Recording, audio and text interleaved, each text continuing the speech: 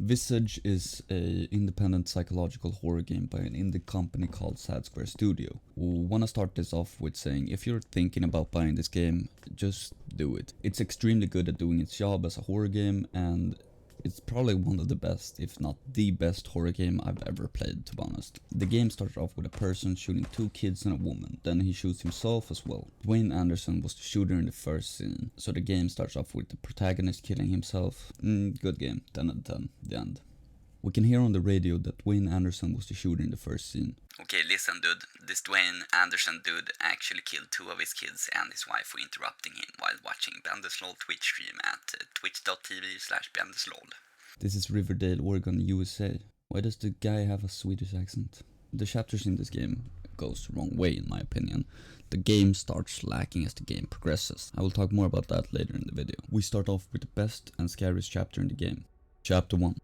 Lucy. In 1961, Lucy and her family moved into this haunted house. A lot of references here. I just want to add The Ring, The Grudge, and obviously the whole game is inspired by Silent Hill's PT. As time goes on, a demon starts talking to Lucy through the TV and radio. She ends up biting her pet bird Pico's head off and eats him. We pick up some garbage drawing and start Lucy's chapter. Go into the room, we do a throwback and go back into the closet where we're playing knocking game with Lucy's good friend Oliver. Oliver is a British demon.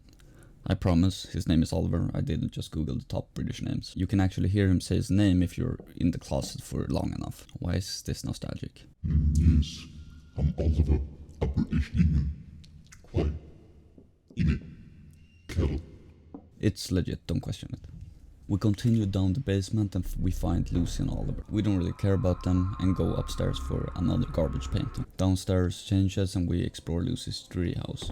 We open a lockbox in the treehouse and Oliver is back and starts a motivational speech about Lucy should cut her hair off.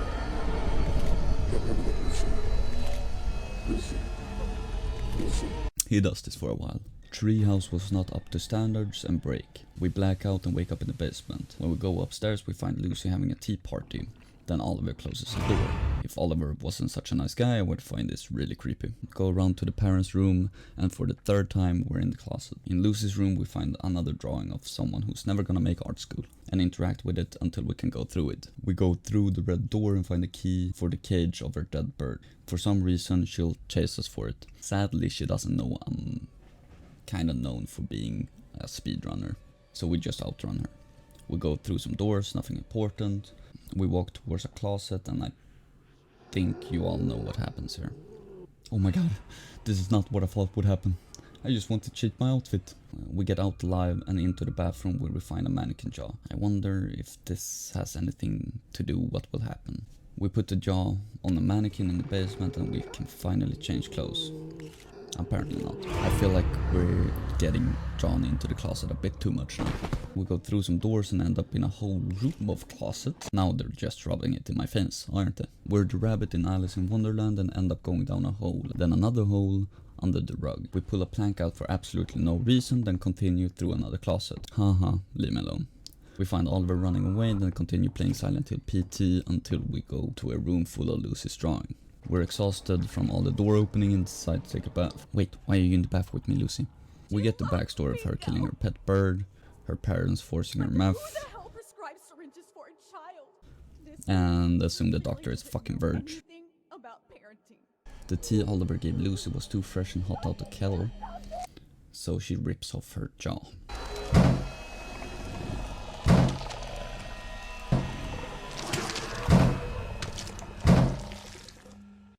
Chapter 2.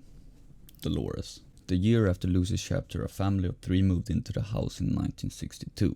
Dolores, her husband George, and Dolores' baby? Wait, this isn't their kid. It's only Dolores. Someone should tell George. Dolores' character you can clearly see is based off Lisa from Silent Hill PT. Dolores has a couple of disorders: dementia, bipolar disorder, anxiety, violent paranoia, and she ended up killing her husband George and hang herself and leave the baby to die alone in the house. Dolores' chapter starts off when you pick up the mirror key from the hallway. You start off with going into the middle room, then you go upstairs into the master bedroom, and then George will be waiting for you at the bottom of the stairs. You follow George and it leads you to the progress room. Now this all makes sense, but This simple mission probably only took around a fast 3 hours, because you have no clue what to do at first. You go upstairs, then into the attic, you stop the rocking chair, jump down the hole to get a version of the house when Dolores and George lived there. You get some backstory by playing tapes located around the house. Listen, my bitch is crazy. Then you have to look through some glory holes to get clues for the puzzle later on. Go out the room and you'll clearly see why this game is inspired by Silent Hill's PT. Back in the house you follow the umbilical cord, loop the loop around some mirrors, then get a jump scare. The mirror breaks, you can jump through it, make the superhero landing, and you find Dolores. She wants her child back. She killed her husband, hung herself, and left the baby alone to die in a house. I don't think you should get this child back, but I'm not getting paid for this, so I'm giving it to her anyway. Get the hammer from the car so we can smash mirrors around the house. I don't think this will bring me any more luck. Go through a spiral and end up in the basement again. This part of the game where you're supposed to go around, break mirrors and solve puzzles will take you a quick 5 hours. If you don't use Google or other guides. But who has ever used Google to solve a puzzle in a video game? One of the mirrors in the basement we get greeted by Dolores. She wants her special tea.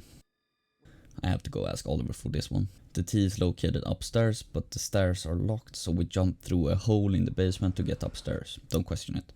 We go to the attic, and if you don't use Google for this part, it will take you another 2 hours. We get to play another tape we found in the kitchen room with Dolores. We have no clue, man. Your wife is batshit crazy. Spiral, basement, get back to Dolores, try to poison her. Then she actually tries to cook us? I know I'm a snack, but we can figure something else out. You do a puzzle for the compass and get out to the backyard. You probably already been here because you were looking for the right mirror for about 6 hours. I'm not gonna lie. This talking kitchen scene is absolutely amazing. Big ups, Sad Square. We get a hint where George is, and then we get back into the house.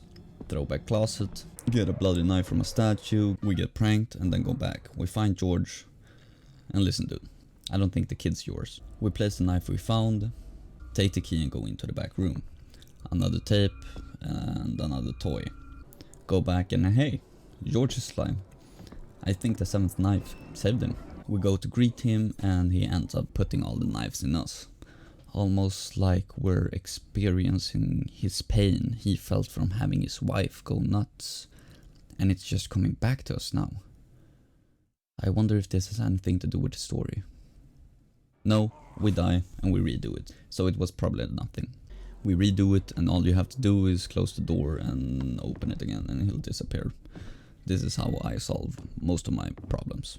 We get another tape that says, She gets worse by the day. She has mood swings and gets easily upset. Maybe she's pregnant. But I haven't gotten anything in months. Listen, about the kid George. Then we have to solve a painting puzzle you saw earlier, but you haven't probably found the glory holes yet. So you have to use Google where they're at if you don't want to waste another 5 hours. More stuff happens, break a ball, go around the house a million times, Google some more. We end up finding the baby we need to give Dolores, play Follow the Masterpiece, then we get to look through the glory holes to see what happened to Dolores after killing her husband. Sahir teaches her about Guru Lahigma and teaches her how to levitate. Truly a wise airbender. You find a mirror and the chapter is complete. Chapter 3. Rakan. Rakan is a former rugby player, moved into the house in 1970. Bitch neighbor Rose sees him doing his daily routine of throwing books and shooting guns and called the police. That puts Rakan in a mental hospital, but you can basically remove this whole chapter. It's not a bad chapter, it's alright, but it does not compete with Lucy's chapter. We pick up a crutch to start the chapter and go into the next room to put ourselves in his seat. We get to see his xenophobia get worse than him firing a gun inside the house. We poke some eyes staring at us and gets us into the office room. Sit in his chair and we wake up in the hospital. We scout through the hospital and find a key to room 323, the room Rakan was held. We get to know a little bit what happens to Rakan when we're here. Crowbar to break the wall in room 323 and get the meeting room key. We open the door to see Rakan jump out the window and break both his legs. You should probably have taken some lessons from Sahir and learned the secret of levitation. He throws us out the window and we should probably go meet Sahir.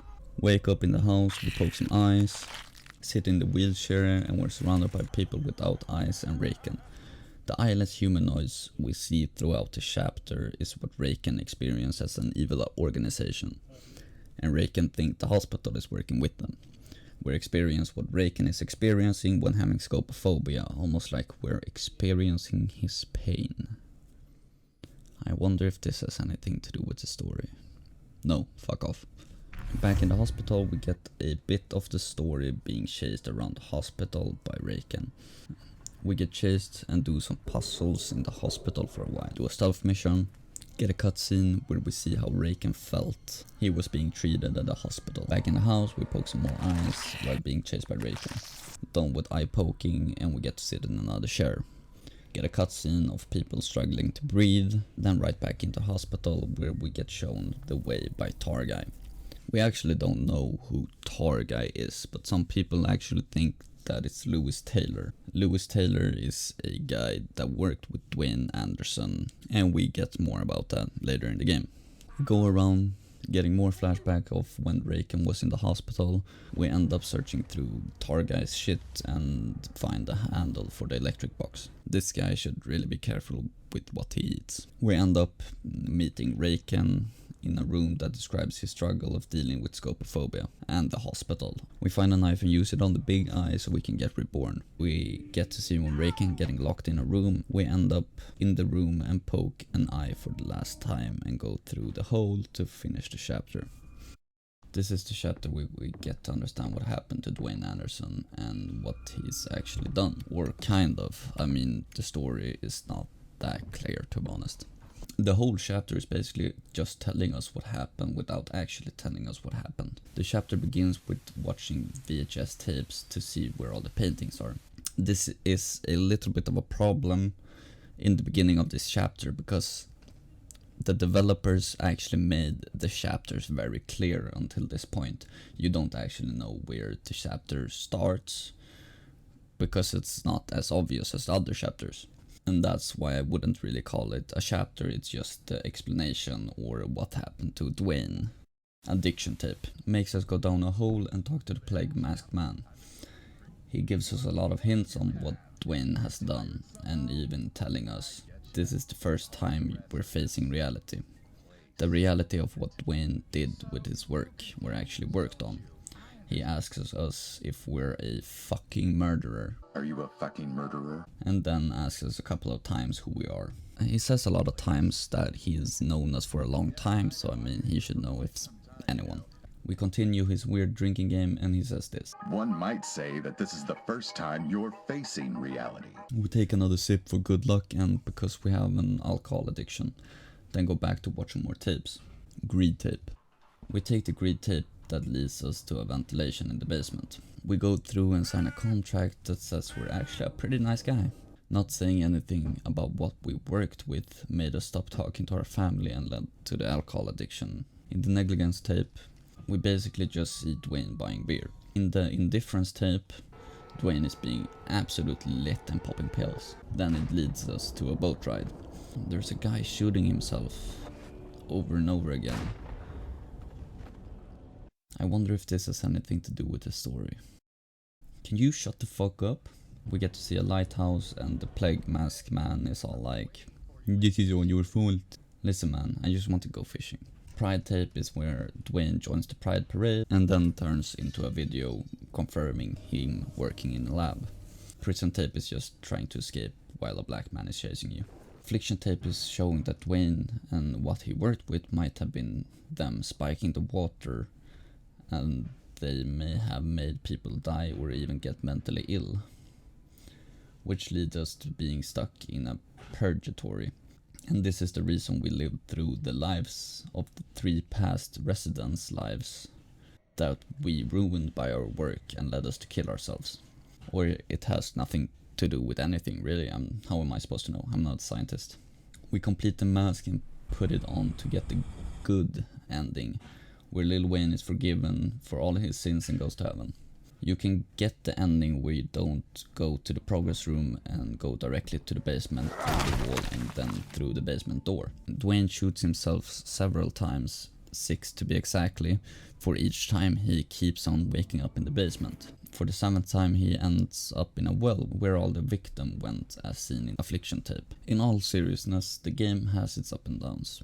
The scary part is actually not knowing what you're up against. This is what makes us actually scared of not knowing what we're actually dealing with. From the subtle horror and the randomized jump scares done really well, to seeing the eyeless creatures over and over again, which makes them not as scary. The story can be a bit off and you probably won't understand it until you watch a review or explanation video.